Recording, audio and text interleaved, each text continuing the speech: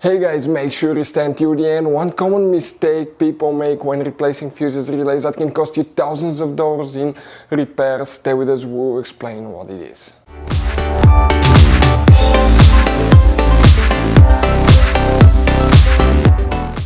Hey guys, welcome back to Auto Repair guys. Thank you guys for watching and subscribing to the channel. Today will be super helpful video to any of you guys having a Mercedes E Class, that generation here from year 2010 to year 2016. This is known as generation W212.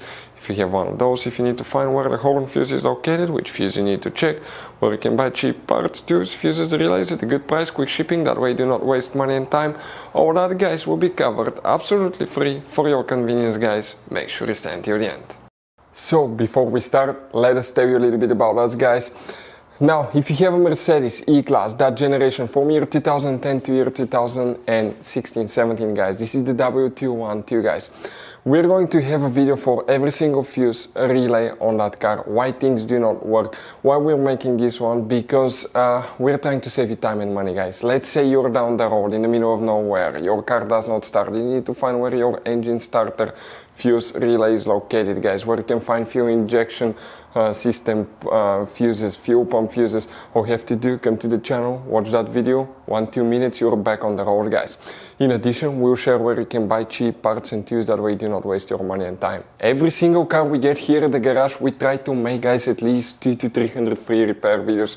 We take them completely apart, we show you how to fix mechanical, electrical, engine work guys, body work, a little bit of everything. And we have more than 12,000 free repair videos on our channels that can save you thousands of dollars guys in free repair videos. Check it out if you need help with that. So let's go ahead and start on it now. So for the horn you have two fuses that are special. We'll talk about that now.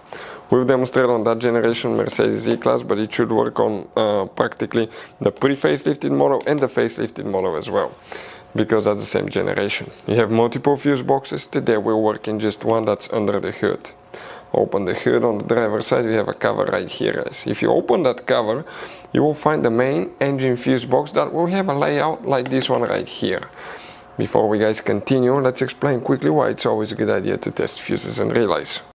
So it is super important guys to always test fuses and relays, and something else as well, common mistakes people make. Sometimes you may think that a fuse is good, or you cannot actually see if the fuse is clearly burned, and in that case guys you may put the fuse back together and you may end up spending money and time on parts you don't need, and all we had to do is just test the fuse. So we'll put a link in the description of the video below how to test the fuse. It takes only a few seconds to find out for sure if it's good or bad. The same thing for relays guys, okay? Some of those could be really expensive on cars, so we'll put a link in the description of the video below how you can test relays. And for some certain fuses guys, it's important to disconnect the car battery when removing them, otherwise you can burn the electronics. And for instance, working on airbags, fuses or anything like that, you need to wait at least 1 hour after disconnecting the car battery. And if you're not qualified and certified to work on airbag system, I will never recommend to do that guys.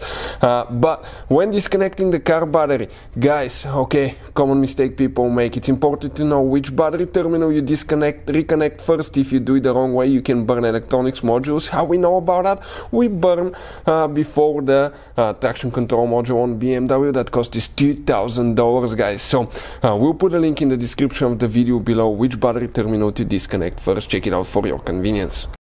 Here guys, which fuse we will need to check now, okay, specifically for the horn, where you can expect to find guys, okay, that fuse. If you need to buy any fuses, relays, parts for your Mercedes, tools or any car at a really good price and quick shipping, we'll put the link in the description of the video below for your convenience. Please check it out.